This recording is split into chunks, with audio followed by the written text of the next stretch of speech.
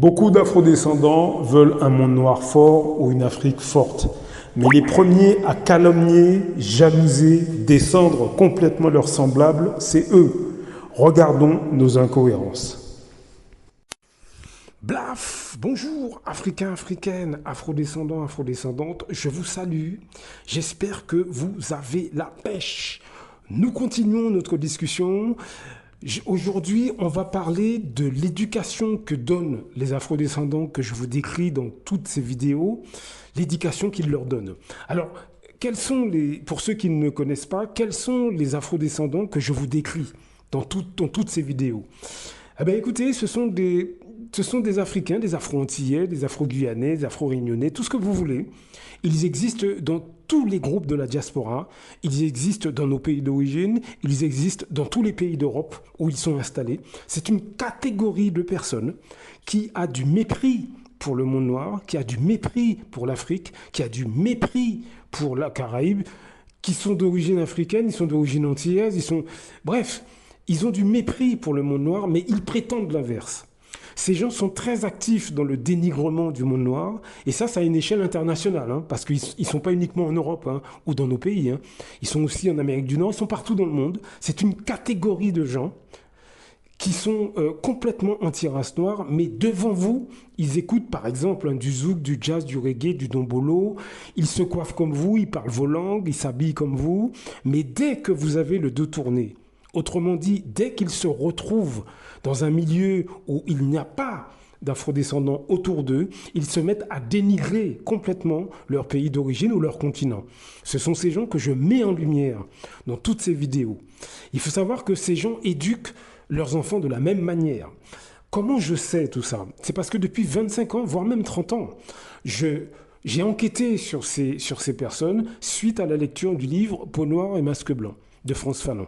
Et à ma grande surprise, j'ai découvert qu'effectivement, non seulement ce livre, le sujet du livre était toujours d'actualité, mais les choses allaient encore plus loin que ça. Nous avons parmi nous des gens qui ont de graves troubles mentaux, qui ont des problèmes psychiatriques, mais ils prétendent être normaux. Ils sont sur toute l'échelle sociale.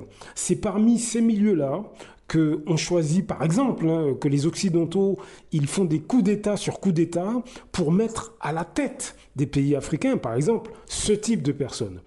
Les politiciens dans la Caraïbe sont très largement atteints de maladies mentales, des troubles mentaux psychiatriques, et les États, les États coloniaux, ils choisissent ce type de personnes pour justement les mettre à la tête de structures politiques, parce qu'évidemment, ces personnes sont manipulables. Mais également au sein des artistes. Nos artistes ont des troubles mentaux. Beaucoup d'artistes ont des troubles mentaux. Beaucoup de gens que vous applaudissez, qui font des clips vidéo, que vous regardez sur vos téléphones, ont des troubles mentaux. Et pas uniquement en France, dans tous les pays. Il faut bien que vous compreniez que 90% des Noirs médiatisés dans les pays occidentaux, ce sont des déséquilibrés. Ils ont des problèmes psychiatriques. Mais ils sont choisis parce que justement, ça les rend manipulables. Il faut que vous compreniez que sur toute l'échelle sociale, ces gens existent. Dans tous les corps socio-professionnels, ces gens existent. Ils sont également parmi vos familles, parmi vos amis. Ces personnes sont en masse au sein des masses populaires, c'est-à-dire qu'on les côtoie tous les jours, mais on ne se rend pas compte de leur présence. On ne se rend pas compte de leur présence. On ne se rend pas compte qu'ils sont là. On ne se rend pas compte parce que devant nous, ils essaient de paraître normaux. Le problème, c'est que leur vrai visage ressort. Lorsque, par exemple, au sein de votre famille, quelqu'un réussit un concours, achète une maison, quelqu'un essaie de progresser dans sa vie, la jalousie chez ces gens-là, c'est leur façon d'exprimer leur haine anti-race noire et leur maladie psychiatrique. C'est par le biais des émotions comme la jalousie, la compétition, la calomnie. C'est comme ça que ces personnes expriment leur trouble mental. Est-ce que vous comprenez? Ces gens vont très loin. Ce sont eux, par exemple, qui dénigrent, applaudissent le racisme au sein des autres communautés. au sein des autres communautés, c'est-à-dire avec leurs collègues de travail extérieurs au monde noir, avec la belle famille extérieure au monde noir, avec leurs voisins extérieurs au monde noir. Ces gens encouragent la négrophobie, ils disent à leurs voisins, à leur belle famille, à leurs collègues, par exemple, que l'esclavage a été une très bonne chose. Heureusement que les Occidentaux sont venus en Afrique parce que on serait toujours dans notre arbre, etc. Il faut bien que vous compreniez que tous ces gens qui se défrisent les cheveux, qui se blanchissent la peau, ils viennent de ce milieu-là. Mais ils ne vont pas tenir ces propos-là devant vous. Est-ce que vous comprenez? Eh bien, comprenez que toutes ces personnes-là, elles font des enfants et elles éduquent leurs enfants de la même manière. J'ai été dans d'innombrables familles africaines ou afro-antillaises, afro-réunionnaises, etc. sur une période assez longue, bien évidemment. Sur 25-30 ans, j'ai été invité dans beaucoup d'endroits. Et j'ai vu comment des Noirs éduquent leurs propres enfants. Vous imaginez que des familles antillaises, je suis martiniquais, des familles martiniquaises disent à leurs enfants « Ne me ramène pas de Noirs à la maison ». Vous imaginez, vous ? Vous imaginez que le nombre de familles africaines que j'ai vues qui disent à leurs enfants « Ramène un blanc, c'est mieux ». Voilà comment cette masse de personnes éduquent leurs enfants. Alors évidemment, ce n'est pas toutes les familles antillaises ou africaines qui sont comme ça. Non, mais ces gens représentent une catégorie. Le souci, c'est que depuis plusieurs générations, depuis même les débuts de la colonisation, ces gens nous causent d'énormes dégâts. C'est pas leur nombre qui cause réellement problème, même si c'est un nombre assez important, mais c'est les dégâts qu'ils nous causent, parce qu'ils n'ont pas de limite dans le mépris du monde noir et de leurs semblables. Ils n'ont aucune limite. Vous avez des familles martiniquaises qui disent à leurs enfants, de toute façon, tu es clair de peau, tu es au-dessus des autres. Voilà comment ils éduquent leurs enfants. Vous avez un très grand nombre de familles africaines, de tout pays confondu, de toute île confondue, il n'y a pas un pays en particulier. Vous avez des familles africaines qui, de manière explicite, disent à leurs enfants que l'histoire africaine ne vaut rien et que c'est l'histoire européenne qui est mieux. Voilà comment des gens, les parents que je vous décris, ce sont des gens que vous côtoyez à votre boulot. Mais vous ne les voyez pas, parce que devant vous, ils ne parlent pas comme ça. Ils ne vont pas parler comme ça. Non. Devant vous, ils vont vous parler d'Aimé Césaire. Devant vous, ils vont vous parler, par exemple, de Thomas Sankara, mais devant vous. Devant vous, ils écoutent les musiques de votre pays, s'habillent comme vous. Même quand vous allez chez eux, par exemple, vous n'allez pas forcément... Parce qu'il faut revenir régulièrement. C'est à ce moment-là qu'on voit leur vrai visage. Même si vous allez 1 ou 2 fois chez eux, vous n'allez pas vous rendre compte vraiment de leur comportement, parce qu'ils vont faire attention. C'est pour ça que vous êtes peut-être surpris de ce que je dis. Mais c'est la triste réalité. Nous avons des gens, des afrodescendants, qui applaudissent la négrophobie, le racisme, et qui poussent les membres des autres communautés à agresser physiquement les Noirs. Je vous assure, en 30 ans, voilà ce que j'ai vu. La situation est catastrophique. Catastrophique. Le plus grave, c'est que ça passe inaperçu. Mais pourquoi? C'est parce que les gens que je vous décris, eux, ils changent de visage. Vous les retrouvez dans les soirées zouk, les soirées dombolo. Ils écoutent du rap, du jazz pour les plus jeunes. Les plus âgés vont vous parler d'Aimé Césaire. Ils vont se coiffer d'une certaine manière, black.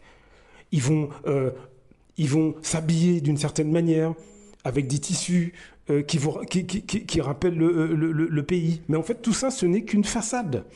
Ce n'est vraiment qu'une façade. Ce sont des gens qui, dans le secret, vont encenser complètement les cultures occidentales, mais complètement dénigrer le monde africain, la littérature, ils s'en foutent, l'histoire, ils s'en foutent. Et ils communiquent cette mentalité à leurs enfants. La situation est catastrophique, je vous le dis. Ne prenez pas à la légère ce que je suis en train de vous dire. Enquêtez au sein de votre famille, parmi vos amis. Apprenez à repérer ces gens en masse. Tous les pays d'Afrique, si vous m'écoutez, c'est un Martiniquais qui vous parle. Je vous parle avec le cœur, mes amis. Ne prenez pas à la légère ce que je vous dis. Ne vous dites pas parce que c'est un Martiniquais, on s'en fout. Non, nous sommes tous concernés. À mes compatriotes martiniquais, guadeloupéens, antillais, je vous dis la même chose.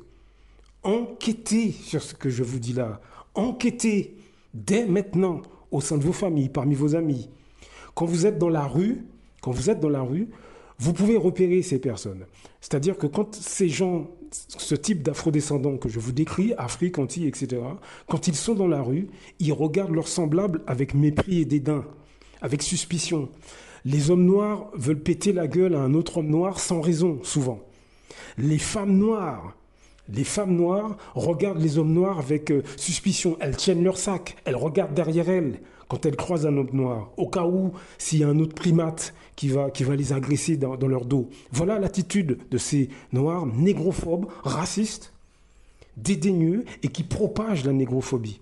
Ces gens, encore une fois, c'est pas tout le monde. Ce n'est pas tout le monde, mais c'est une catégorie importante de gens qu'on retrouve en France, qu'on retrouve également en Angleterre, dans d'autres pays, en Belgique, ils y sont beaucoup, dans tous les pays d'Europe où ils sont installés, dans nos pays d'origine. Ce sont ces gens-là, par exemple, qui font des courbettes devant les Blancs, devant ceux-ci, les Libanais, etc. Ils font des courbettes. C'est-à-dire qu'ils vont physiquement éliminer un Africain qui monte une entreprise. Dans les Antilles, c'est exactement la même chose. Mais par contre, si c'est quelqu'un extérieur au monde noir qui vient, qui prospère, ils sont contents. Eh bien, ce sont ces personnes qui font partie de cette catégorie, celle que je vous décris.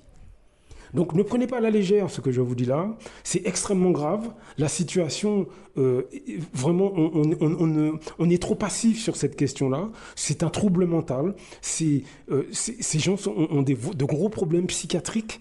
Il faut qu'on alerte vraiment nos pays, que ce soit Afrique ou Caraïbes. Il faut vraiment qu'on alerte tout le monde. Faites passer cette vidéo ou faites-en vous-même. Moi, je ne veux pas être seul non plus à faire tout ça parce que j'ai pas non plus, je peux pas tout porter sur mes épaules. Vous devez aussi participer, ne serait-ce qu'en parlant aux gens qui sont intéressés sur ces sujets-là. Commencez à en parler à vos collègues, aux collègues qui sont intéressés, évidemment, aux membres de votre famille qui sont intéressés. Alertez toute l'Afrique, toutes les Antilles doivent enquêter sur la santé mentale de leurs compatriotes. On doit vraiment faire un état des lieux psychologiques de nos semblables parce que la situation est très grave. La situation est très très grave.